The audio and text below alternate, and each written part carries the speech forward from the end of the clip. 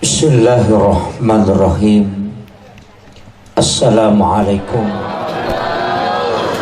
Maulaya salli wa sallim daiman abada ala habibika khairil halqi kullihim. Huwal habibul ladzi turja syafa'atuhu likulli khawlin minal ahwalil muqtahimi. Ya Rabbi bil Mustafa balligh maqasidana waghfir lana ma madha wasi'al karami. Ya Rabbi bil Mustafa balligh maqasidana waghfir lana ma madha wasi'al karami.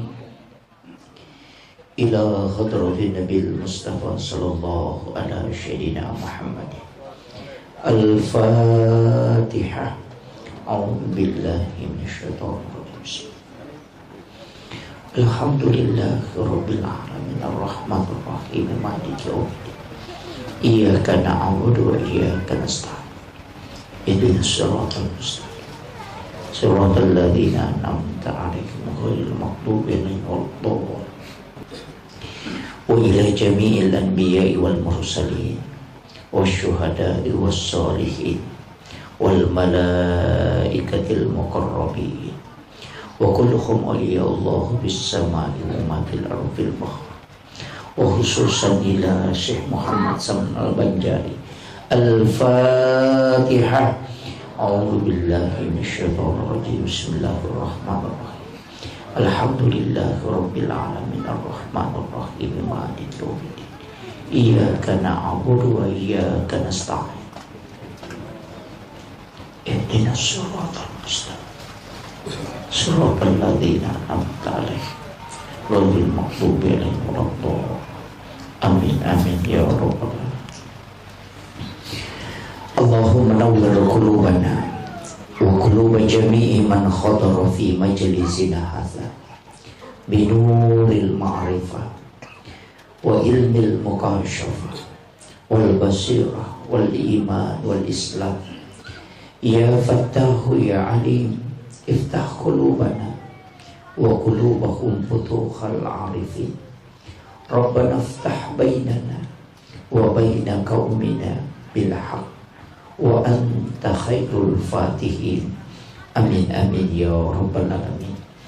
Khadratal muhtaramin wal muhtaramat, ikhwanu fillah, wa bil khusus yang kami muliakan dan kami ta'zimi, guru kita tercinta.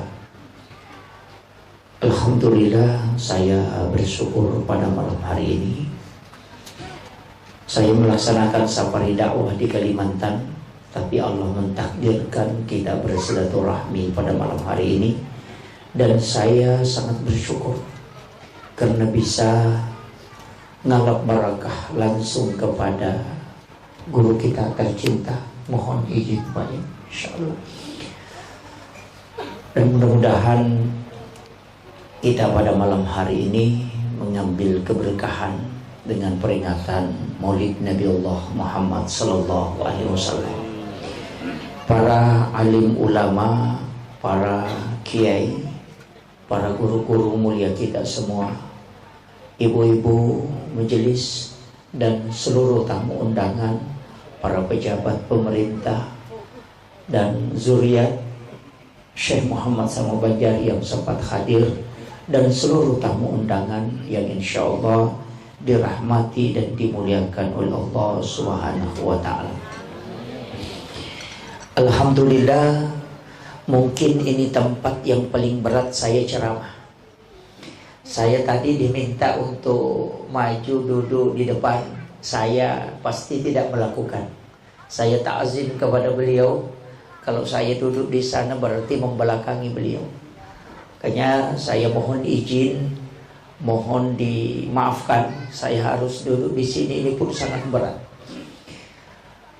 Kami selalu diajarkan ta'zim kepada guru-guru yang mulia kita karena berkah di situ ada. Makanya kita bersyukur di tempat ini ada penerus yang bisa kita tempati untuk mengambil sanad ilmu. Itu penting. Karena kita ini sebenarnya kalau mau masuk surga dengan amalan kita, tidak bisa. Amal apa yang kita banggakan untuk bisa masuk surga?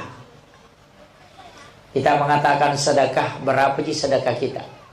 Salat kita masih jauh dari kekhusyuan. Zikir kita masih terputus-putus. Makanya kalau mau masuk surga dengan amal kita itu berat. Tapi kalau mau masuk surga, pakailah jalur para wali. Para wali-wali Allah itu sudah berdiri di tiang yang sangat tinggi. Maka kalau mau ikut di situ menempel. Karena orang masuk surga itu bisa dengan syafaat para ulama. Makanya jalur syafaat kita bisa raih. Itulah sehingga pada malam hari ini kita berkumpul. Tidak banyak yang saya ingin sampaikan. Sebenarnya justru Bapak Ibu sekalian harus mengambil dari guru kita ilmunya. Saya hanya diberi amanah untuk memberi sedikit nasihat. Mohon diluruskan ayahanda kalau ada kesalahan. Karena kami juga, saya pribadi masih terus mencari guru. Beberapa yang kami tempati untuk menimba ilmu dan ngalap barakah. Dan saya bersyukur pada malam hari ini saya diberi kitab oleh beliau untuk penyambung lidah. Insya Allah mudah-mudahan ini bisa terkoneksi secara ruhiyah. Amin.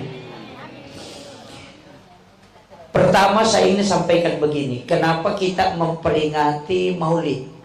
Di situ ada dua bahasa. Peringatan maulud dan peringatan maulid. Apa bedanya? Kalau maulid berarti itu waktu kelahiran 12 Rabiul Awal. Kalau peringatan maulud berarti bayi yang lahir orangnya, berarti Rasulullah. Jadi kalau kita mengatakan memperingati maulid berarti memperingati waktu kelahiran. Kalau kita mengatakan memperingati maulud berarti orangnya yang diperingati, kelahirannya Rasulullah. Apakah dua hal ini mana yang lebih utama? Kedua-duanya sama. Memperingati maulid berarti kelahirannya. Waktu lahirnya Rasulullah itu ada berapa mukjizat yang muncul. Kalau kita pelajari betul luar biasa. Tapi ingat Rasulullah itu ada dua. Yang pertama adalah nurnya yang diciptakan lebih awal. Kemudian yang kedua adalah jasadnya yang utuh yang diciptakan terakhir. Makanya orang Bugis mengatakan ieu nabi tanabi pamulang ngiri hakikiye pacapurang ngiri lahiran. Artinya apa? Rasulullah itu adalah nabi yang pertama di alam hakikat, tapi dia yang terakhir di alam lahiriah. Saya harus perjelasin supaya ndak bingung. Allah menyebut di dalam Al-Quran, ini yang dijadikan dasar para ulama sufi untuk mengambil dasar bahwa yang pertama diciptakan adalah nur. Di dalam Al-Quran Allah mengatakan, qad ja'akum minallahi nurun wa kitabun mubin. Telah datang dari Tuhanmu cahaya. Mana yang dimaksud dengan nur di situ? Itu adalah nurun Muhammad. Kemudian dia mengatakan wa kitabun mubin, dan kitab yang menerangkan. Makanya Injil, Taurat, Zabur dan Al-Quran itu belakangan. Yang pertama adalah nurun Muhammad. Makanya likulli syai'in min nurin Muhammad, segala sesuatu itu bersumber dari nurnya Rasulullah. Itulah sehingga setiap kita bersalawat kepada Rasulullah itu selalu dibagi dua. Ketika dia salawat untuk nurnya Rasulullah, maka bentuknya fi'il madhi. Tapi ketika salawat ditujukan kepada Rasulullah, maka bentuknya fi'il mudhari'. Salawat kepada nurnya Rasulullah bentuk fi'il madhi, bentuk lampau. Karena sebelum jasadnya diciptakan, orang malaikat sudah bersalawat. Tapi salawatnya bentuknya fi'il madhi, itu menggunakan kalimat sallallahu ala Muhammad. Itu fi'il madhi. Karena itu salawat Nur Muhammad. Disebutlah salawat Jibril, karena Jibril bersalawat sebelum Rasulullah diciptakan jasadnya. Makanya disebut salawat Nurun Muhammad. Makanya sallallahu ala Muhammad adalah salawat Nur Muhammad. Kemudian Allahumma sholli ala Sayyidina Muhammad adalah salawat yang dalam bentuk fi'il mudhari' yang terus berkesinambungan kita amalkan, karena itu adalah salawat yang utuh setelah Rasulullah diciptakan. Nah, makanya kalau kita mengatakan sallallahu ala Muhammad, itu adalah salawat nurnya. Makanya dalam mahalul qiyam kita baca itu bukan Allahumma sholli. Kenapa? Karena yang kita salami adalah nurnya. Dari situlah sehingga kita berdiri, karena yang datang adalah nurnya Rasulullah. Ini penting saya luruskan karena banyak orang yang salahkan. Ada yang menganggap oh itu bid'ah. Dan ada yang mengatakan ini amalan-amalan seperti ini bid'ah. Itu karena tidak sampai ilmunya ke sana.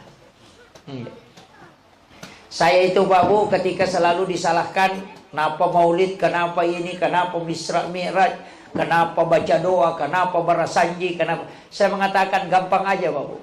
Saya maulid, saya Isra Mi'raj karena ulama yang diangkat jadi wali oleh Allah semua melakukan itu. Kiai Haji Muhammad Said Abdul Ghani, guru sekumpul Martapura, melaksanakan maulid, melaksanakan barasanji, melaksanakan habsyi, semua dia lakukan, dan itu diangkat menjadi wali. Seandainya itu dibenci oleh Allah dan Rasulnya, tidak mungkin ini diangkat jadi wali. Syekh Al-Banjari tidak mungkin diangkat jadi wali seandainya maulid dan barasanji, Isra Mi'raj itu dibenci oleh Allah. Tidak mungkin jadi wali. Tapi kenapa dia justru diangkat jadi wali? Berarti hal ini disukai oleh Allah dan Rasulnya. Tapi coba balik pertanyaannya. Yang melarang maulid, yang melarang barasanji, yang melarang sholawatan, coba cari apakah ada ulamanya jadi wali. Itu aja. Sebenarnya itu Pak Bu, kita simple. Makanya saya mengatakan kita mau ikuti ulama yang jelas-jelas sudah diangkat jadi wali, atau ikuti yang belum jelas. Kan begitu. Makanya kalau ada anak ibu mau masukkan ke pondok tahfizul Quran, gampang sekali. Tanya saja gurunya, apakah pondok ini membaca Al-Quran untuk orang meninggal? Kalau dibilang tidak, tidak usah masukkan ke situ. Kenapa? Nanti anak kita bertengkar kalau pulang ke rumah. Ada orang meninggal disuruh ngaji, dia bilang tidak boleh. Guruku bilang tidak boleh. Makanya ibu sendiri yang stres. Nanti kalau meninggal juga tidak dibacakan Quran, karena ibu memasukkan anaknya di tempat yang melarang baca Quran untuk orang meninggal. Itu saya harus kasih tahu. Supaya anak tidak stres, carilah pondok yang sama-sama paham kita Ahlus Sunnah wal Jamaah. Itu aja kuncinya. Ini penting saya sampaikan. Karena banyak sekarang itu berdiri pondok-pondok tahfizul Quran yang kata tapi berbeda dengan paham Ahlus Sunnah wal Jamaah. Cepat memang hafal, cepat hafal Quran, tapi apa yang dilakukan itu berbeda akidah dengan kita. Nah, Islam ini harus dikaji dengan 3 tahapan. Yang pertama kajian Islam, yang kedua kajian iman, yang ketiga kajian ihsan. Kajian Islam itu adalah kajian hukum-hukum. Ulamanya disebut fuqaha, mazhabnya Syafi'i, Maliki, Hanafi, Ahmad bin Hanbal. Itu mazhabnya. Ulamanya disebut fuqaha. Naik 1 tingkat disebut kajian iman. Itu kajian tauhid, ilmunya disebut teologi. Mazhabnya Mu'tazilah, Jabariyah, Qadariyah, Sunni dengan Syiah. Ulamanya disebut murabbi. Naik satu tingkat disebut kajian ihsan. Ulamanya disebut mursyid. Mazhabnya itulah yang masuk dalam tarekat-tarekat. Nah, ini yang harus dibedakan. Kadang-kala penceramah itu bahas fikih baru salahkan tasawuf karena memang bukan bidangnya. Sama dokter, Bapak Ibu sekalian. Ada dokter jantung, ada dokter kulit, ada dokter tulang. Kalau sakit jantungnya, jangan ke dokter kulit. Tidak ketemu itu. Iya. Kalau tidak bisa khusyuk dalam sholat, jangan ke ulama fikih. Tidak bisa. Ulama fikih mengajarkan gerakannya. Kalau mau khusyuk dalam sholat, tanya ulama hakikat. Itu penting. Kalau jantungnya masalah, lari ke dokter jantung. Jangan ke dokter kulit. Tidak bisa ketemu, Pak. Ini yang banyak orang mau khusyuk, tapi belajar fikih. Oh, tidak bisa. Fikih itu hukum. Tata cara takbir, tata cara baca Fatihah, ruku bagaimana, sujudnya bagaimana. Itu tata caranya. Kalau mau khusyuk, belajar sama ulama yang kasyaf. Itu kuncinya. Karena sekarang banyak orang, Pak, mau khusyuk belajar fikih, sehingga takbirnya Allahu Akbar. Wah, ini jadi masalah. Ini takbirnya dibola-balik Allahu Akbar. Sampai keras semua badannya. Kenapa? Mau belajar khusyuk tapi pada gerakan. Tidak bisa.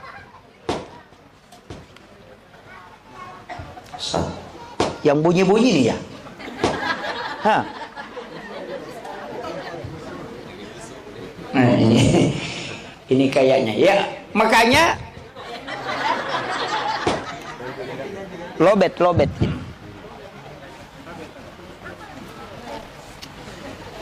Wah, langsung sekalian ngempat ini. Satu.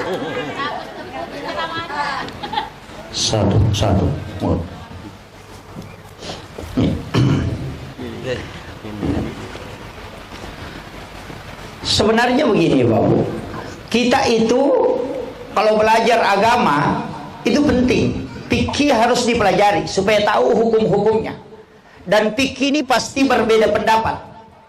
Orang belajar fikih pasti berbeda pendapat. Pendapat Imam Syafi'i dan Imam Malik, Abu Hanifah dan Ahmad bin Hanbal itu tidak. Jarang ada pendapatnya sepersis sama betul. Tapi perbedaan pendapat itu adalah rahmat. Kenapa? Karena itu jalanan luas kita lewati. Kalau hanya satu pendapat, kita pasti sempit, Pak. Makanya kalau orang cuma tahu satu pendapat, pasti suka menyalahkan orang. Jadi gampang ditahu, Pak. Kalau orang sempit ilmunya, sedikit-sedikit salahkan orang. Karena kenapa? Kalau sudah tidak sama pemahamannya, dia sudah salahkan. Kayaknya begitu. Jadi aku nggak tahu magala, apa salah cedek itu nisam. Ya kan begitu. Iya begitu. Nah sebayanya dia apa ada nisangnya salah nih. Nah, begitu. Makanya harus banyak belajar. Harus banyak tahu. Saya tahu Imam Syafi'i itu mengatakan begini, ketika ada binatang yang kena musibah, apakah ditabrak mobil atau ditabrak motor, kemudian dia lompat-lompat, kemudian kita sembeli, maka itu bangkai. Kalau dia bergerak-gerak itu bangkai, walaupun disembeli. Kita kan sering begitu. Ada ayam ditabrak mobil, langsung ambil pisau, baru langsung baca Bismillahi Allahu Akbar, langsung disembeli. Mengatakan masih halal. Kalau Imam Syafi'i itu sudah haram. Kenapa? Imam Syafi'i mengatakan binatang itu sebenarnya bergerak menuju ke kematiannya. Cuma kau sabotase sehingga kau sembeli. Kan begitu? Asa makalasi mompai mugere. Makanya kau tidak sembeli 1 menit dia akan mati. Berarti kau sembeli cuma mengakali. Makanya Imam Syafi'i mengatakan kau sembeli ataupun tidak tetap bangkai. Imam Abu Hanifah mengatakan tidak. Kau sembeli selama bergerak. Karena yang disembeli itu ada 2 syaratnya. Yang penting dia hidup. Dan binatang yang bergerak berarti masih hidup. maka sembelih dia. Ketika masih ada darah menetes di bekas sembelihan, berarti itu halal. Pilih mana Pak? Mazhab Syafi'i atau Abu Hanifah? Atau dicampur, kalau ayam kecil Syafi'i, kalau ayam besar pakai Abu Hanifah. Ini saya masih memilih mazhab Syafi'i. Kenapa? Karena penjual ayam potong di pasar rata-rata menyembeli ayam, kemudian dia masukkan ke dalam drum. Biasa baku tindis. Kalau Imam Syafi'i itu tetap halal, karena yang dihitung yang pertama, penyembelihan. Kalau Imam Abu Hanifah, ketika dia baku tindis, maka dia haram, karena yang dihitung yang terakhir. Itu juga penjual ayam potong di pasar, Pak, biasa tidak baca basmalah. Dia lipat sayapnya, tarik lehernya. Apa yang dia bilang? 30.000. Karena ada yang bertanya.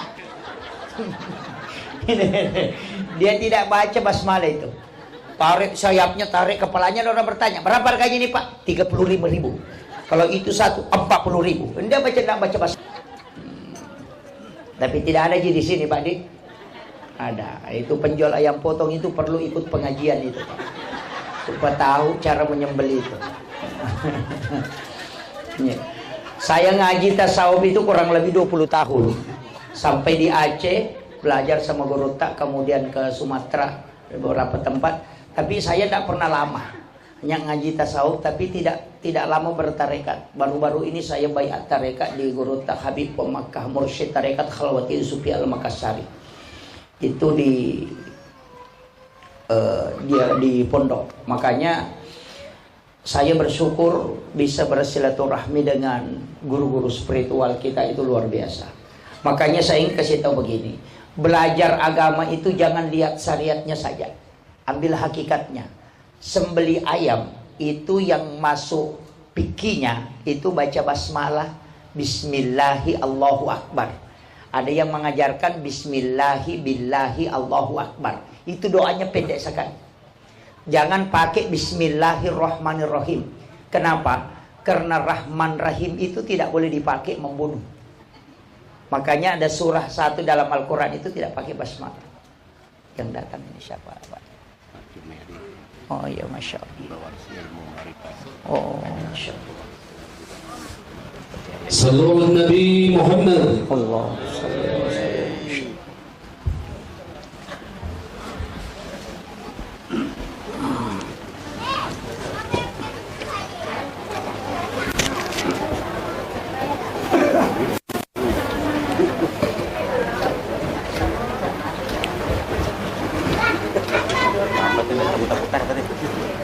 Masya Allah. Masya Allah.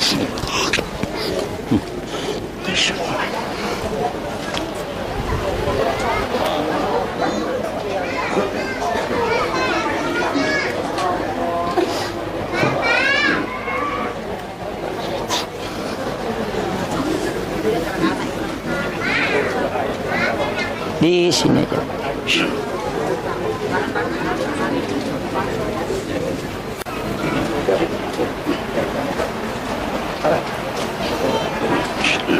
Mari, mari, sini maju, mari.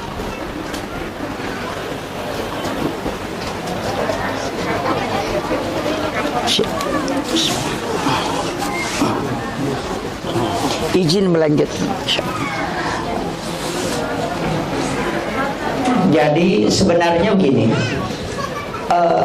ibu-ibu itu pun boleh menyembelih. Ya, kalau tidak ada laki-laki. Makanya doanya kan, bacanya kan gampang. Bismillahi Allahu Akbar.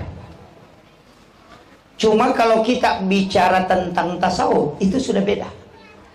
Dia pakai beberapa adab. Yang pertama, usahakan dalam keadaan ada wudu. Kalau menyembelih itu ada wudu.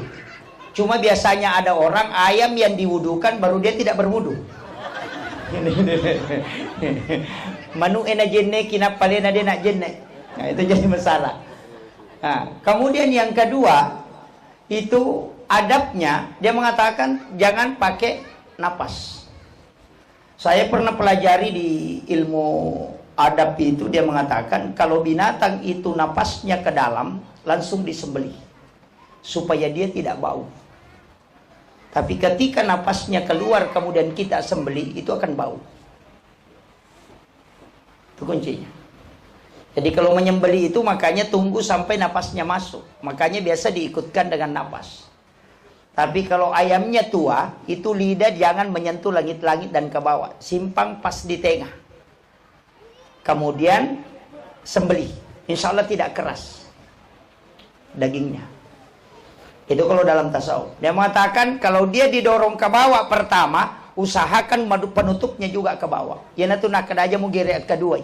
Ketika pisaunya turun pertamanya, kemudian ditarik naik ke atas yang terakhir, ya natu nak ada gerak kedua. Karena bukan yang dijadikan pembuka, dijadikan penutup. Tapi saya tidak bahas ini. Nanti Pak Imam bilang, wah nambil bagiannya Pak Imam ini menyembeli-nyembeli ini. Itu ulama kita dari dulu sudah bahas itu. Nah, kemudian saya lanjutkan. Makanya kalau kita bicara tentang Nurun Muhammad, itu sebenarnya yang pertama diciptakan oleh Allah. Dari situ semua, bahkan kita, makanya kita selalu mengatakan assalatu wassalamu alaika ya Aba Barruh. Karena bapaknya ruh itu adalah Nurun Muhammad. Kalau bapaknya kita ini di dunia adalah bapak yang kita punya nama itu. Tapi kalau Nurun Muhammad itu adalah bapaknya ruh. Makanya sering kita mengatakan assalatu wassalamu alaika ya Aba Barruh. Maka dari situlah ketika khatib duduk di atas mimbar untuk mengambil khutbah kedua, kita meletakkan tangan kanan di dada sebelah kiri. Kemudian kita membaca Ahmad Ruhullah, Muhammad Habibullah, supaya orang itu akan dikenali dengan syafaatnya kala di yaumil akhir. Kemudian Nur Rasulullah itu sebenarnya Nabi Adam kan sudah tahu ketika dia diciptakan oleh Allah, kemudian disuruh bersalawat kepada Nabi. Apa katanya? Adakah yang diciptakan sebelum aku? Dia tanya Jibril, wahai Jibril, adakah yang diciptakan sebelum aku? Kan aku yang pertama. Kemudian Jibril mengatakan tidak, ada yang diciptakan sebelum engkau. Dia adalah Nur Muhammad. Kemudian Nabi Adam meminta untuk melihat itu, siapa itu. Kemudian malaikat mengangkat sayapnya karena Jibril pun tidak bisa melihatnya. Dari situlah kenapa Rasulullah setiap berjalan ada awan yang menutupi bagian atasnya, sehingga sinar matahari tidak menyentuh tubuh Rasulullah. Bukan karena Nabi tidak mau terkena sinar matahari, bukan juga karena Nabi takut hitam kenapa dia tidak terkena sinar matahari. Kenapa awan itu menutupi? Karena nurnya Rasulullah ketika ketemu dengan nurnya matahari, maka matahari akan hancur. Dari situlah awan menutupi supaya matahari itu tidak hancur. Ini banyak orang mengatakan bahwa Rasulullah itu karena ditutupi awan hanya karena dijaga supaya Nabi tidak kena sinar matahari. Tidak. Nabi kepengen kena sinar matahari, tapi matahari akan hancur ketika dia ketemu dengan nurnya Rasulullah. Maka dia dijaga. Makanya sebenarnya segala sesuatu itu mulia karena Rasulullah. Hajar Aswad tidak akan dicium orang yang melaksanakan haji dan umrah seandainya Nabi tidak pernah menciumnya. Makanya Hajar Aswad itu Pak tidak mulia. Dia berubah menjadi mulia karena Rasulullah menciumnya. Makanya seandainya Nabi tidak pernah menciumnya, maka tidak ada orang mencium Hajar Aswad. Ini nih, makanya ulama kita dari dulu mengatakan apapun yang disandarkan kepada Rasulullah itu pasti mulia. Dan saya selalu mengatakan kita ini bersyukur Pak. Kalau yang hadir dalam majelis ini masuk neraka, fatal betul itu. Fatal betul. Saya kalau kita sudah masuk duduk begini, hadir di majelis itu sudah didoakan malaikat. Walaupun datangnya tidur Pak, tidak masalah. Makanya saya itu kalau ngaji ada orang tidur, saya tidak pernah permasalahkan. Karena satu-satunya perbuatan yang tidak berdosa itu cuma tidur. Iya, makanya ulama tasawuf itu mengatakan an-naumu tarkul haram. Tidur itu meninggalkan haram. Orang kalau sholat berjamaah Pak masih bisa berdosa. Kalau dia panjang bacaannya imamnya kemudian makmumnya jengkel, itu masih berdosa Pak. Kalau apalagi kalau makmumnya sudah bilang sudah itu sudah fatal itu. Nah, makanya satu-satunya perbuatan yang menyebabkan kita tidak berdosa itu cuma tidur. Makanya tidur kan ada 3. Ada tidur ilahiyah, ada tidur sunnatullah, ada tidur syaitaniah. Oh, ini yang harus ditahu. Tidur ilahiyah itu tidur karena Allah. Makanya ada orang tidur itu Pak dinilai sholat. Mana tidur yang berpahala? Kalau kita mau tidur, berwudu dulu. Setelah berwudu niatkan, saya mau tidur cepat supaya bisa bangun sholat tahajud. Berapa lama kita tidur itu dinilai ibadah karena Allah, karena kita tidur untuk sholat. Tapi kalau kita tidur bilang saya mau tidur cepat supaya bangun nonton sepak bola, itu juga didapat. Makanya ulama dari dulu mengatakan kalau hanya sholatmu yang kau hitung, sungguh sedikit. Cik delak dak miko sampai jatuh tak bilang. Nah berapa lama kita sholat? Sholat maghrib 5 menit, sholat asar 5 menit, sholat duhur 5 menit, sholat subuh 5 menit, sholat isya 5 menit. 5 kali 5, 25. Ndak cukup setengah jam. Kalau hanya nilai sholat kita 5 menit aja tau, baru gosipnya setengah jam itu sudah bangkrut Pak. Sholat maghrib 5 menit, gosip setengah jam, oh batal itu, habis sudah itu. Makanya jangan harap dari situ. Makanya ulama kita dari dulu di Tanah Bugis itu sudah diajarkan, karena dia ngaji kitab Ihya. Itu ngaji kitab Ihya itu kalau ngaji pul itu ngaji betul sama ulama tasawuf itu luar biasa Pak. Kenapa? Di kitab Ihya itu dari situ ada istilah sempajat tepetuh jenek teluka. Kalau kita bahasa Indonesia kan sholat yang tidak terputus dan wudhu yang tidak pernah batal. Ini kalau orang salah paham Pak, bisa kita dianggap kafir. Makanya saya minta yang rekam ini jangan dipotong. Nanti saya dicaci lagi tuh. Apa yang dimaksud dengan sholat tidak terputus? Niat sholat dengan niat mau sholat itu beda. Niat sholat itu ada pada takbiratul ihram. Tapi niat mau sholat itu ada pada salam. Ada yang pakai juga di sujud terakhir. Makanya ketika kita sujud terakhir sholat isya, niatkan memang untuk sholat subuh. Di situ disambung. Ketika kita meninggal sebelum masuk sholat subuh, berarti kita meninggal menuju sholat. Berapa lama kita menunggu waktu untuk sholat subuh, setiap perjalanan itu berarti dia menuju kepada sholat. Jadi semua perjalanan, mau ke pasar, mau ke kantor, mau ke mana, tetap kita berjalan menuju sholat, karena niat kita menuju ke sholat. Itulah yang dimaksud dengan sholat yang tidak terputus. Rugi betul itu Pak, kalau nanti mau sholat baru niat, oh batal itu. Makanya ulama dari dulu mengatakan, saya meninggal di empang, atau meninggal di laut, atau meninggal di kantor, saya akan tetap mati syahid. Karena saya sudah berniat menuju sholat. Karena orang yang melangkah menuju sholat, maka langkahnya akan dinilai syahid fi sabilillah. Itu kalau ngaji kitab Ihya itu tahu betul itu Pak Bu. Makanya orang Bugis itu pakai istilah itu, sempajat tepetuh. Cuma ada yang pahami salah. Nasangnya sempajat tepetuh cica cukup cica cenga, sempajat mapetuh sana itu. Iya. Sholat yang tidak terputus di situ. Makanya kenapa kita salam ke kanan dan kenapa kita salam ke kiri? Salam ke kanan menurut ulama hikmah itu menyambung diri dengan ruh di pada sholat berikutnya. Kemudian salam ke kiri itu kita minta keselamatan dari sholat yang telah kita lakukan. Makanya Rasulullah mengatakan dalam hadisnya, umatku adalah umat terbaik karena dia meninggalkan satu kebaikan menuju kepada kebaikan yang lain. Dan niat itu sudah dicatat. Ketika kita wafat atau meninggal sebelum masuk waktu sholat, berarti pahala sholatnya jalan terus karena dia sudah berniat melakukan sholat. Oh ini penting. Ini ilmu langka Pak. Banyak orang tidak mau jelaskan itu. Selalu sembunyikan. Saya itu selalu bongkar itu. Ini saya buka sedikit-sedikit. Tapi kalau guru tak ini pasti banyak tahu. Ini luar biasa, makanya saya bersyukur sekali bisa hadir. Duduk saja seperti ini saya sudah sangat bersyukur. Ini luar biasa kenikmatan bisa kita bersilaturahmi pada malam hari ini. Kemudian yang kedua, saya ingin kasih tahu kenapa dia dikatakan wudhu yang tidak terputus. Wudu itu kan sebenarnya lahiriahnya mencuci tangan. Makanya bersuci itu kan ada 4. An-nadhafah, at-tuhuru, at-tazkiyah, az-zakah. Itu kan ada 4. An-nadhafah itu kotoran yang nampak oleh mata. At-tuhuru itu kebersihan dari hakikat.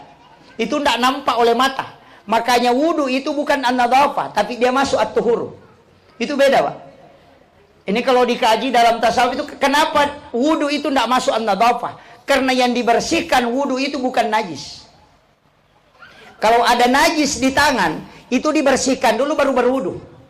Orang sudah berwudu kena najis, itu wudunya tidak batal. Cuma tidak boleh sholat karena dia mutanajis. Banyak orang keliru.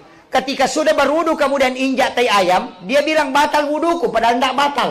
Cuma tidak boleh sholat karena ada najis. Wudunya tidak batal. Ini nih, ini ngaji fikih sederhana ini. Ini masih pelajaran anak SD nih, Pak. Cuma kadang kita lupakan. Guru-guru kita dulu kan begitu kalau ngaji. Kalau injak tai ayam, oh batal wudunya, padahal tidak batal. Nyentuh najis itu wudu tidak batal. Cuma tidak bisa sholat karena ada najis. Kita bernajis, namanya mutanajis. Makanya bersihkan saja najisnya, tidak usah berwudu kembali. Nah ini nih. Makanya wudu, kenapa dia masuk? An-nadhafah, kita pakai dulu an-nadhafah. Orang mau sholat, periksa dulu bajunya. Apakah ada kotoran? Kalau tidak ada, sudah bersih, itu lahiriahnya. Tapi periksa hakikatnya. Bajumu itu kau beli dari mana? Uang yang kau pakai, apakah itu uang halal atau tidak? Kalau dia tidak halal, berarti dia kotor. Karena hadis Nabi mengatakan, siapa yang menggunakan pakaian yang dia beli dengan 10 dirham, 9 dirham uang halal, 1 dirham uang haram, maka sholatnya tidak diterima. Nabi tidak mengatakan sholatnya tidak sah, tapi dia mengatakan tidak diterima. Fatal ini, Pak. Makanya orang kalau ada pembagian caleg, pakai sarung baru ada foto-fotonya, itu hati-hati. Saya bilang kalau mau pakai pakaian sholat, pilih betul-betul, Pak. Jangan sembarang. Makanya pakaian sholat itu kalau mau khusyuk dalam sholat, usahakan pakaian itu nanti dipakai kalau mau sholat. Selesai sholat buka. Kadang-kala kita itu baju dipakai cuci piring, itu juga dipakai lapin, itu juga dipakai pergi tidur, itu juga dipakai pergi pasar, itu juga dipakai sholat. Nah, ulama kita dalam tasawuf katakan, ketika ada pakaianmu kau malu pakai ketemu dengan Pak Bupati, mestinya kau lebih malu pakai ketemu dengan Allah. Ini kalau pakai pakaian. Kadang-kala kita itu sembarang aja. Ada yang fatal itu, bajunya sudah 5 hari tidak dicuci, masih itu dipakai sholat. Wah itu. Kalau mau ke pesta, mau pakai baju batik disetrika lagi. Wah ini padahal mau ketemu manusia ini. Hanya ulama dulu itu kalau ngaji baru lihat orang sudah tahu. Imam saja itu, Pak, dia bisa tahu melalui bacaannya. Orang ini masih riya. Ketika dia sholat, bacaan rakaat pertama, rakaat kedua Fatihahnya panjang. Tapi ketika rakaat ketiga bacaan Fatihahnya pendek karena tidak didengar oleh makmumnya, dia mengatakan, oh ini sholatnya masih untuk makhluk, bukan Allah. Itu. Makanya hati-hati imam, Pak, ini. Biasakan ada imam kalau rakaat pertama panjang Fatihahnya, alhamdulillah, boh. Sekalinya rakaat ketiga, alhamdulillah. Kenapa kau perindah yang pertama, baru kau tidak perindah yang ketiga? Padahal sholatmu untuk Allah, bukan untuk didengarkan manusia. Ketika kau perindah karena didengarkan oleh makmum, tapi yang tidak didengar oleh makmum kau baca biasa, berarti sholatmu bukan untuk Allah, tapi hanya untuk makhluk. Fatal itu. Makanya saya itu tidak mau jadi imam. Kalau selalu didorong, saya berapa tahun di pondok, 20 tahun lebih, tidak pernah mau jadi imam. Saya lebih enak jadi makmum. Kalau imamnya cepat, saya cepat. Kalau imamnya lambat, saya lambat. Nanti kalau ditanya, kenapa cepat? Saya bilang, ya imamnya cepat. Tak ajak Pak Imam, bukan urusanku itu. Nah, itu. Makanya saya itu paling takut jadi imam. Makanya itu kalau saya sholat berjamaah, selalu wanti-wanti sebelah kanannya imam, bukan di belakangnya. Kalau didorong ke sana, lebih baik saya putar lagi lari ke kanan. Karena yang di belakang itu siap-siap gantikan kalau imamnya masalah. Makanya saya selalu menghindar. Kenapa saya lari ke kanan? Karena yang di kanan itu ashabul yamin, itu yang didoakan para malaikat. Nah, Makanya kalau saf yang paling bagus itu yang paling depan. Tapi yang paling depan yang paling bagus adalah di belakang imam. Tapi jangan coba-coba di situ kalau tidak ada hafalannya. Nah, ini kadang-kadang juga langsung ke depan di situ, langsung di belakang imam. Allahu Akbar. Sekalinya imamnya salah dia diam. Apa? Makanya saya selalu sebelah kanan sedikit. Nah, tapi jangan diikuti terus itu, Pak. Kalau kita mau pakai itu nanti masjidnya jadi masalah. Kalau semua sebelah kanan, kosong sebelah kiri. Nah, itu. Atau diakali imamnya dibawa ke sudut. Nah, makanya ulama selalu kalau bicara tasawuf hakikat mustahab, jangan masukkan kaidah fikih di dalamnya. Makanya tadi mengatakan kenapa wudu masuk at-tuhur? Dia bukan masuk an-nadhafah. Karena yang dibersihkan wudu bukan lahiriah tapi hakikat. Dari situ ulama sufi mengatakan ketika kau sudah pakai wudumu berbohong, jangan kau pernah pakai sholat. Karena itu sudah kotor. Nah, ini penting. Makanya kalau ngaji tasawuf itu susah, Pak. Singgah saja di warung itu harus bayar dulu baru makan. Kalau makan dulu baru bayar, tasawuf itu tidak membolehkan. Kenapa? Kalau orang makan dulu baru bayar, apa bedanya kau ambil mangganya tetanggamu nanti kau sudah makan baru kau minta? Itu sama. Makanya di KFC itu Pak pakai nilai-nilai tasawuf. Tapi di pinggir jalan itu pakai orang Bugis itu. Nanti tusuk gigi baru bilang, berapa mas? Oh, itu fatal itu kalau tasawuf itu Pak, tidak boleh. Bayar dulu supaya jelas kau makan. Sama dengan makanan seperti ini. Kalau kita mau ikuti kaidah tasawuf, yang dihidangkan ini halal. Tapi dia belum berkah. Nanti diserahkan baru berkah. Kalau itu mau dipakai, kalau ke pengantin, Pak, orang tuangkan air panas, yang nuangkan lupa bilang silahkan diminum, kita kehausan, Pak. Karena tidak minum dia itu. Maka dia ajak tinung ikut dia dipersilahkan. Karena dihidangkan itu halal, dipersilahkan itu berkah.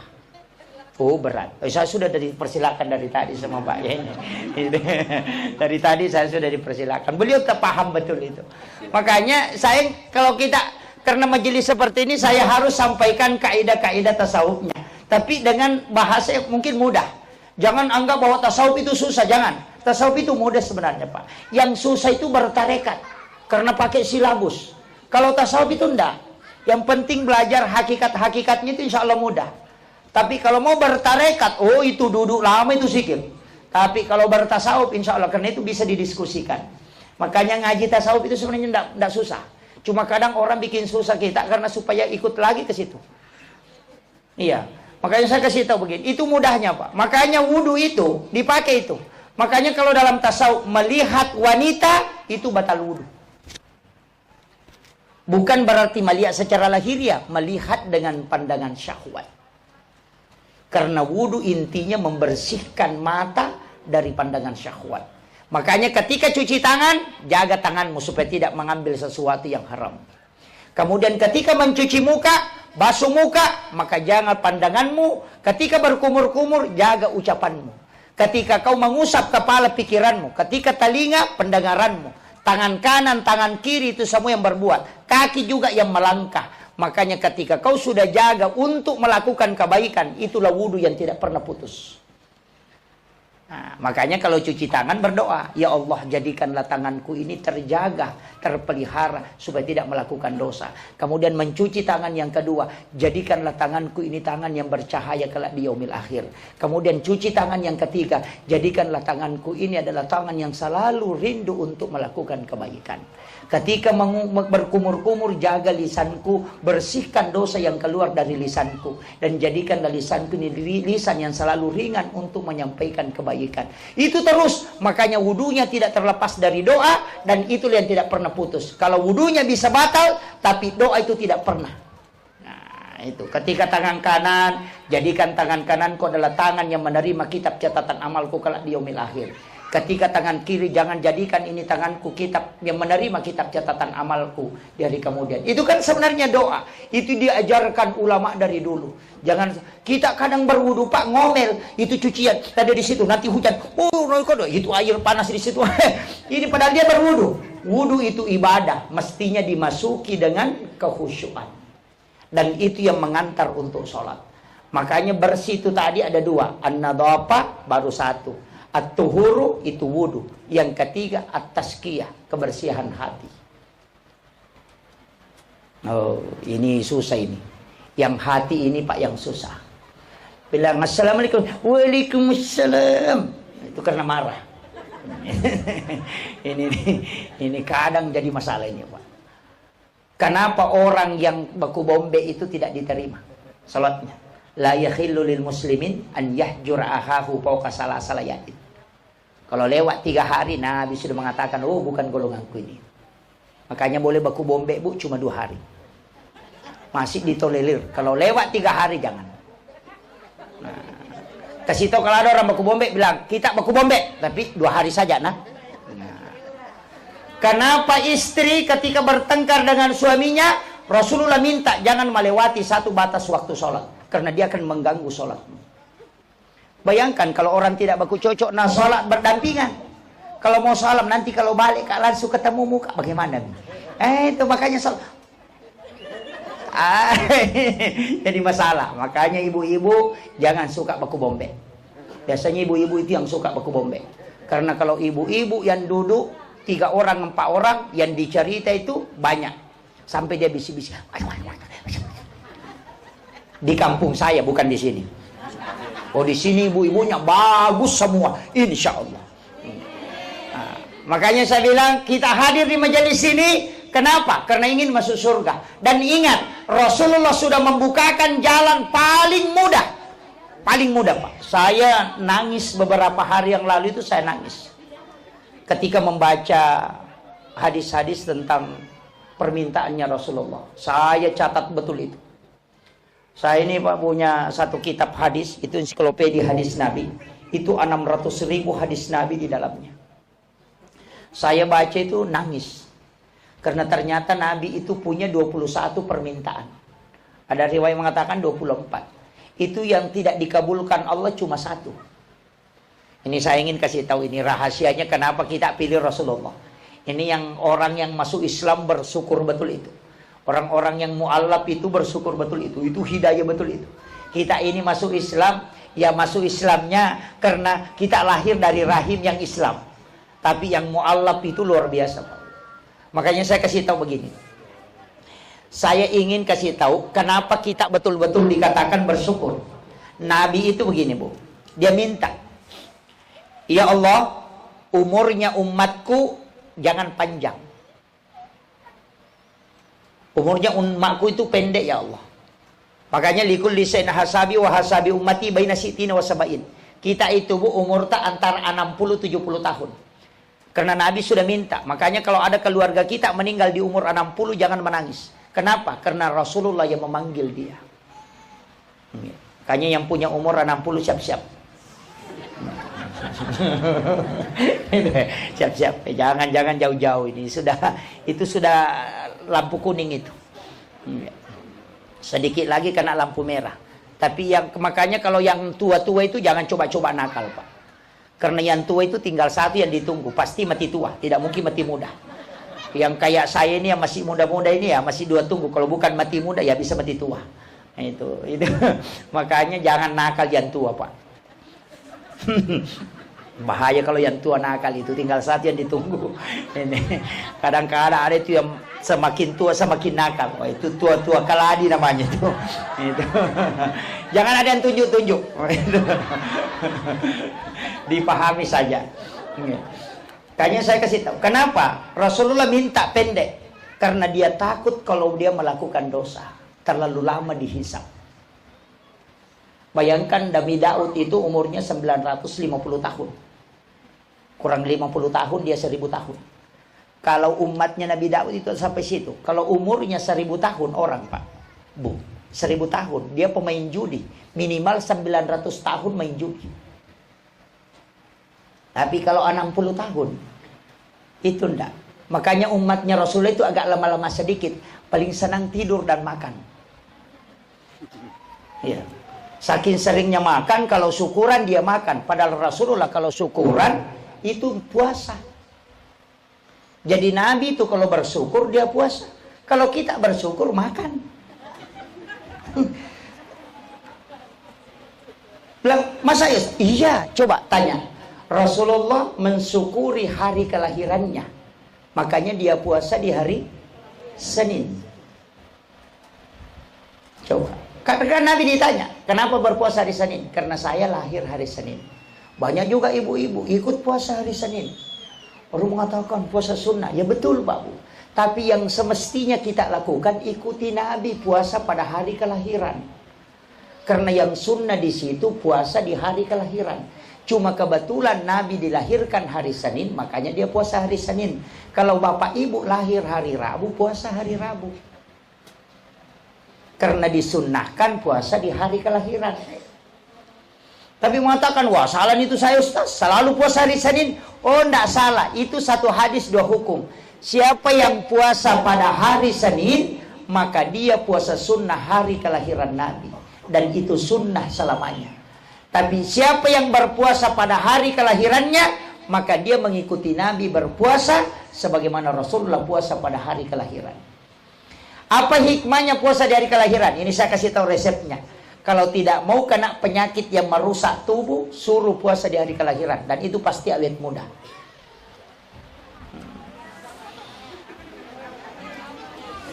Itu kuncinya, Pak. Makanya Ki Hamid Pasuruan, itu saya ketemu dengan cucunya. Saya tanya betul, karena saya dapat itu di kitab. Dalam risalah itu bahwa Ki Hamid Pasuruan itu puasa di hari kelahiran. Dan dia punya wasiat. Siapa yang puasa di hari kelahirannya tidak ada penyakit yang bisa merusak tubuhnya. Dari situlah kenapa ulama-ulama dulu itu jarang kena penyakit. Makan kambing, makan ini, padahal jauh dari penyakit kolesterol. Kenapa? Karena dia puasa di hari kelahiran. Itu salah satu. Nah puasanya sojajengan. Makanya Nabi kenapa puasa di hari Asyura? Karena itu juga sebagai tanda kesyukuran. Cuma kalau kita syukuran, kita makan. Langsung traktir. Tapi tidak apa-apa, Bu. Lebih baik mentraktir orang makan daripada panggil orang sholat. Itu saya punya dalil, Pak. Makanya kalau mau panggil orang makan, lebih baik daripada panggil orang sholat. Kalau dipanggil orang sholat, pahalanya cuma satu waktu sholat.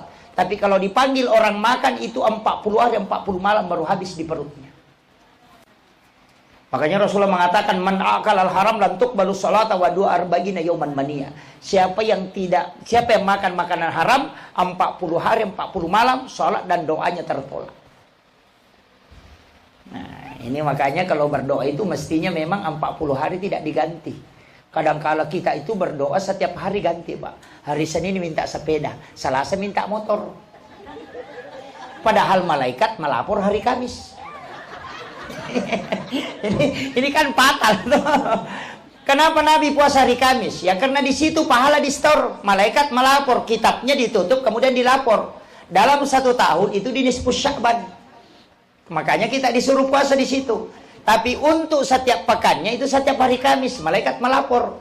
Makanya kalau hari Senin ibu minta itu baru dicatat. Hari Selasa dicatat, hari Rabu dicatat, hari Kamis baru dilapor. Nah, ada orang yang marah-marah. Saya sudah minta hari Senin, minta sepeda. Hari Selasa minta motor, hari Rabu minta mobil. Malaikat stres. Dia bilang saya belum lapor sudah 3 kali berubah. ini. Saya harus kasih tahu ini. Satu. Oh, enggak lobet. Mungkin karena jauh ya. Jadi itu kuncinya. Kalau berdoa 40 hari jangan ganti doa. Makanya Imamul Ghazali mengatakan ijabu doa arba'ina yauman mania. Kalau mau doanya diterima 40 hari jangan ganti. Iya, sama aja kalau ada anak kita, Bu, kita bangun, mak belikan kak sepeda. Sekalinya besoknya, mak belikan kak motor-motor. Besoknya lagi, mak belikan kak mobil-mobil. Pasti kita belikan es krim supaya dia diam. Iya, begitulah kita. Minta ini, ya cuma dikasih itu yang kecil supaya diam. Tapi coba kalau ada anak, mak belikan kak sepeda. Bangun lagi, mak belikan kak sepeda. Kita pulang dari kantor, mak belikan kak sepeda. Kita mau tidur, mak mana sepedaku. 1 minggu saja anak kita bilang begitu. Kalau kita punya uang pasti kita belikan. Karena kita yakin dia butuh. Itulah makna wa iza sa'alaka ibadi anni fa inni qarib ujibu da'watad da'i iza da'an. Jadi ada orang meminta tapi sebenarnya tidak meminta karena dia tidak istiqamah. Makanya kalau ada suaminya selingkuh, minta langsung. Tapi kalau saya, jangan berdoa kalau selingkuh suami kita, jangan berdoa. Karena menunggu doa itu lama. Kalau dia pacaran hari Sabtu, oh hari Kamis baru dilapor, bisa menikah itu. Caranya bagaimana? Ada jalur paling cepat, tidak pakai perantara laporan malaikat. Apa itu? Sholat. Makanya ada sholat. Makanya semua sholat itu pasti ada di kaitannya dengan kehidupan. Coba lihat. Kalau musafir, doa musafir kan sudah ada. Tapi ada sholat sunat musafir. Doa taubat sudah ada. Tapi ada sholat sunat taubat. Doa pengharapan ada. Tapi ada sholat sunat hajat. Kenapa semua itu ada? Nah doanya sudah ada. Kalau doa menunggu waktu. Kalau sholat itu komunikasi langsung. Makanya kalau bapak ibu mau ke Jakarta bisa naik mobil. Tapi setengah bulan baru sampai. Kalau naik kapal air 4 hari 4 malam. Kalau mau cepat naik pesawat 4 jam sudah bisa sampai. Tapi kalau mau lebih cepat jangan naik pesawat. Apa? Menelpon saja langsung tembus. Makanya sholat itu komunikasi tanpa melalui perantara malaikat. Makanya satu-satunya ibadah yang tidak bisa diwakilkan itu cuma sholat. Haji bisa diwakilkan. Namanya badal haji. Puasa bisa diganti dengan fidyah. Zakat bisa orang yang bayarkan. Tapi sholat tidak bisa. Seandainya bisa enak pak. Kasih tahu saja suami. Pergi mau di sawah. Saya pas sholat duhur ku kasih kau 1. Nah itu tidak bisa. Makanya nafsi-nafsi. Dan satu-satunya ibadah yang tidak bisa dicampur itu cuma sholat. Puasa, orang nonton TV puasanya tidak batal. Kalau sholat nonton TV pasti batal. Orang haji sambil makan tidak batal hajinya. Tapi orang sholat makan itu batal. Bahkan makanan yang ada di gigi berluban, kalau nak cari lidah baru. Oh sudah batal itu. Makanya kalau ada di situ jangan coba lidahnya putar-putar cari. Nah, makanya Nabi suruh kita bersiwak sebelum makan, sebelum sholat. Itu semua sunnah. Cuma kadang kita karena buru-buru, apalagi sudah makan lobo. Oh, masalah. Jadi bagaimana Pak Ustaz kalau ada? Ambil, kemudian nanti sujud baru diletakkan di bawah. Nah, tapi kalau sholat sendiri bisa langsung. Tapi kalau jadi makmum jangan coba-coba lah.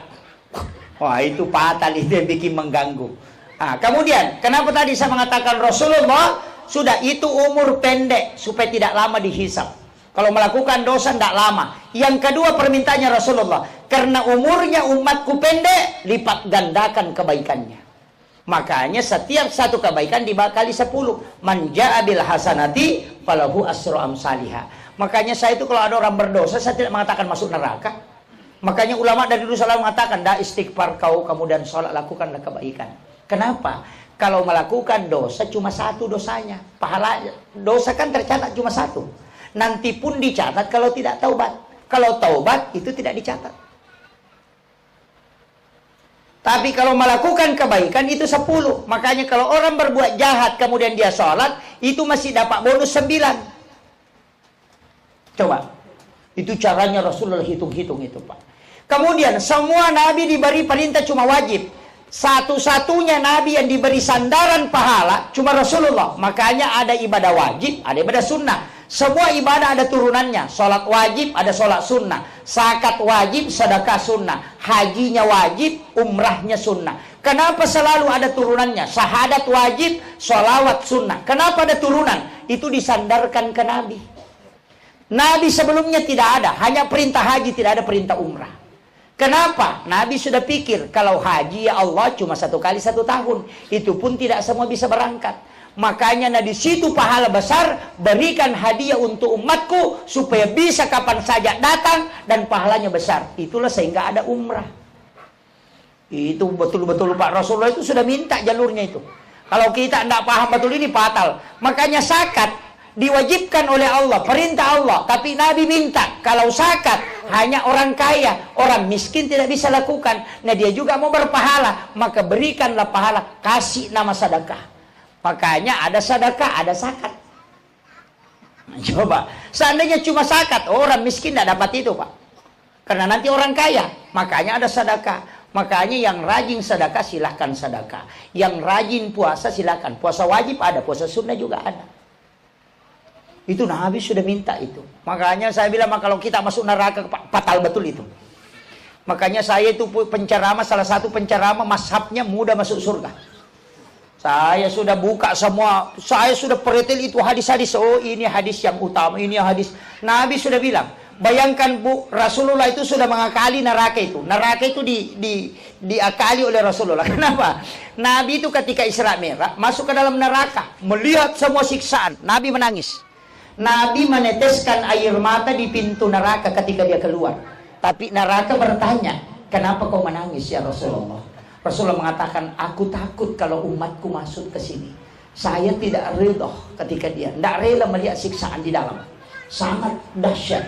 Apa kata Rasulullah? Wahai neraka, apakah ada yang bisa dibaca umatku sehingga dia tidak masuk ke sini?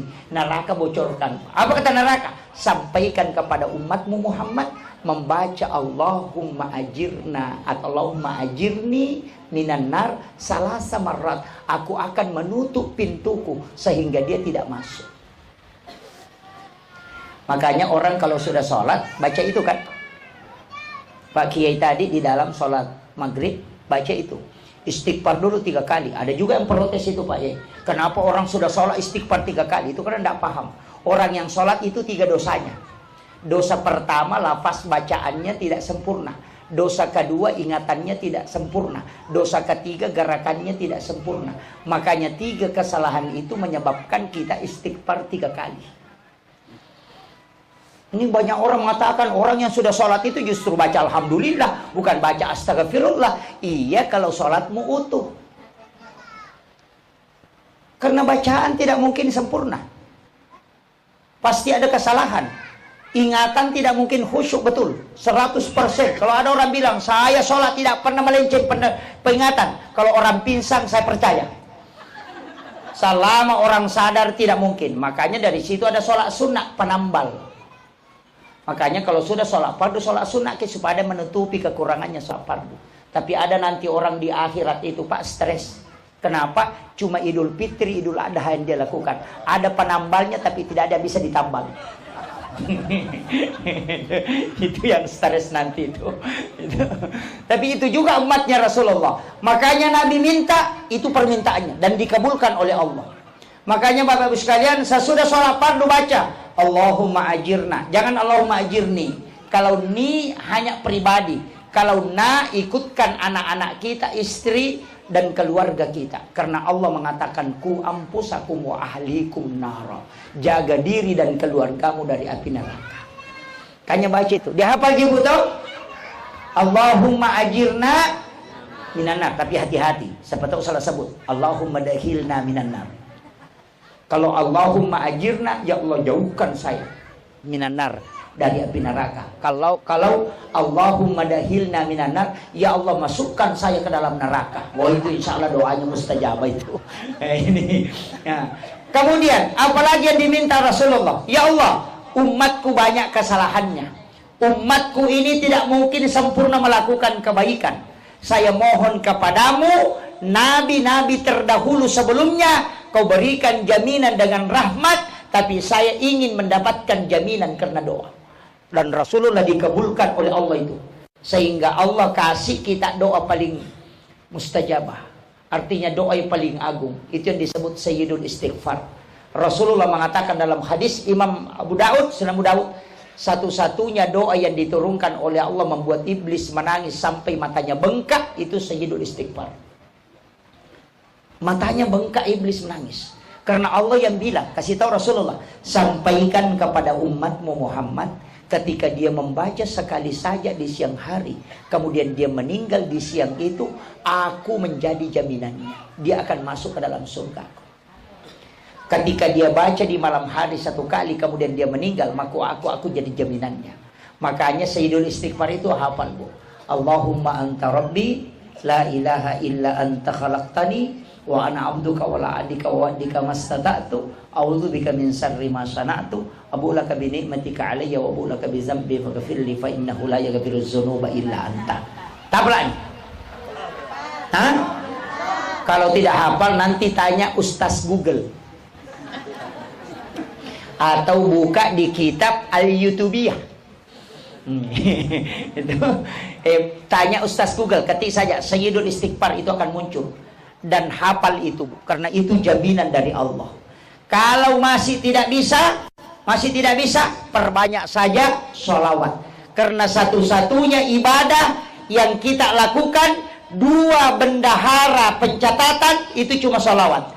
Makanya sholawat kita ucapkan, maka dia akan lari kepada Allah. Salawat kita ucapkan, ada juga yang lari kepada Rasulullah.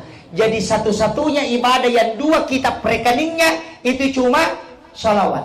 Kalau kita mengatakan Allahumma sholli ala Sayyidina Muhammad wa ala ali Sayyidina Muhammad, Allah dan malaikatnya akan menjawab salawat itu, dan itu pasti pahalanya lari ke atas dan dikalikan 10. Ada malaikat yang mengantar ke kuburannya Rasulullah, dan itulah yang diambil langsung oleh Rasulullah dan tersimpan di catatannya Rasulullah. Nanti di hari kemudian catatannya Rasulullah disebut dengan syafaat, catatan dari Allah disebut dengan rahmat. Makanya sholawat itu penting. Makanya ulama selalu mengatakan kalau tidak ada tahu sholawat saja. Tapi kalau saya itu Pak pernah sholawat Allahumma sholli ala Muhammad wa ala Muhammad, saya ditegur mursyid saya, "Hei nak, jangan ulang salawat begitu, pakai Sayyidina." Saya bilang, "Kenapa Pak?" Dia bilang, "Kalau kau bilang Allahumma salli ala Muhammad, Muhammad itu banyak, Muhammad Akbar, Muhammad Yusuf, Muhammad, banyak tetanggamu juga namanya Muhammad. Tapi kalau kau pakai Allahumma salli ala Sayyidina Muhammad, pasti Rasulullah kalau ada Sayyidinanya, tidak mungkin yang lain." Maka dari sejak itu saya selalu pakai Allahumma salli ala Sayyidina Muhammad. Ini alasannya guru saya, makanya saya ikuti. Ini sudah 1 jam lebih saya ceramah Pak. Betul. Bentar itu kalau sudah sakit. Ini sudah sakit bagi saya, ini sudah ini rahang saya ini sudah sakit, berarti sudah 1 jam ini. Nah, kemudian saya ingin kasih tahu yang kuncinya. Kenapa kita harus mengikuti Rasulullah? Ini inti Bu. Saya kasih ilmu intinya. Sebenarnya kepala kita itu kan huruf mim. Dada itu huruf H. Pinggul itu huruf mim, kaki itu huruf dal. Makanya tulisannya Muhammad. Kalau kita sholat, berdiri itu kan tanda huruf alif. Kalau kita ruku itu huruf H. Kalau kita sujud itu huruf mim. Kalau kita duduk itu simbol huruf dal. Makanya tulisannya Ahmad. Jadi sholat, berdiri, ruku, sujud, dan duduk itu adalah Ahmad. Sedangkan orang yang berdiri, ruku, sujud, dan duduk itu adalah Muhammad. Tubuhmu adalah Muhammad, sholatmu adalah Ahmad. Kemudian jasad kita diciptakan dari 4 unsur, dari api, air, angin, dan tanah. Api sifatnya berdiri, itu huruf alif. Angin itu ruku, sifatnya huruf H. Kemudian tanah itu sujud, makanya mim. Air itu duduk, makanya huruf dal. Makanya unsur penciptaan kita yang 4 unsur itu juga dari Nurul Muhammad. Karena dia dari Ahmad. Makanya kita mengangkat tangan saja, ini huruf alif, lam, ha. Huruf Allahu. Makanya lapas tangan itu Allahu. Garis tangan ini yang ada di telapak tangan, ini angka 8, ini angka 1. Ini sebelah 8, ini 1. Jadi 18 tambah 81 itu 99. Makanya itu asma Allah. Makanya orang mengatakan lafazul jalalah ada di tanganmu dan asma juga ada di tanganmu. Kenapa dia diangkat? Karena di situ kita masuk. Sekali takbir itu Asmaul Husna ikut. Kalau orang paham betul itu Pak, luar biasa. Makanya dari situ ulama kita dari dulu mengkaji bahwa Nurul Muhammad itu disebut rahasia. Makanya guru mulia kita itu sudah mengajarkan di sini. Ma'rifatul Rasul dengan Ma'rifatullah dan Ma'rifatul Rasul itu sudah masuk di situ. Makanya beliau yang paling paham tentang itu. Itu kuncinya. Makanya kalau kita tahu betul itu sudah. Saya sering dikasih tahu, Pak Ustaz, bagaimana cara khusyuk? Saya bilang gampang. Kayak gaya seperingerang. Saya mengatakan gampang. Iya kodena mu maringerang yang nanti seperingerang. Ketika kau sudah tidak mengingat, berarti itulah disebut mengingat. Artinya apa? Ketika kau sudah mengingat Allah, tidak mungkin ada sesuatu yang kau ingat selain Dia. Tapi ketika kau mengingat makhluk, tidak mungkin kau mengingat Allah. Makanya orang sholat itu gampang, Pak. Pakai dua kaidah, anta'budallah ka'annaka tarahu. Fa illam takun tarahu fa innahu yaraka. Kan itu dipakai. Sembahlah Tuhanmu seakan-akan kau melihat. Kalau tidak bisa, kan itu yang naik itu seakan-akan kau melihat Allah. Oh, itu susah naik. Tapi kalau kau tidak bisa, fa innahu yaraka, yakin bahwa Dia melihat engkau. Yakin saja Allah melihat saya ruku, Allah melihat saya sujud, itu yang paling mudah. Banyak orang itu dia yang naik, oh cari Allah jauh-jauh, padahal wallahu akrabu min hablil warid. Dia cari di atas langit langsung Allah Akbar, pola itu. Kalau ada orang ribu dia marah-marah, bilang ribu nak ganggu ki salat, padahal orang tidak ribu juga tidak khusyuk. Nah itu dia. Kalau itu, karena dia pergi mencari, padahal ada yang paling mudah, wallahu akrabu min hablil warid. Allah itu bisa termanifestasi karena ada yang di dalam diri kita tidak diciptakan, tapi dihembuskan, wa nafahtu fihi mir ruh. Itu penting. Kalau ini dipaham, oh enak sekali. Ada orang mengatakan susah Pak Ustaz, kalau begitu banyak sekali Allah di sini, ada Allah di sini. Oh tidak, saya kasih tahu. Ambil baskom di tengah lapangan, ambil baskom 10, isi air bening.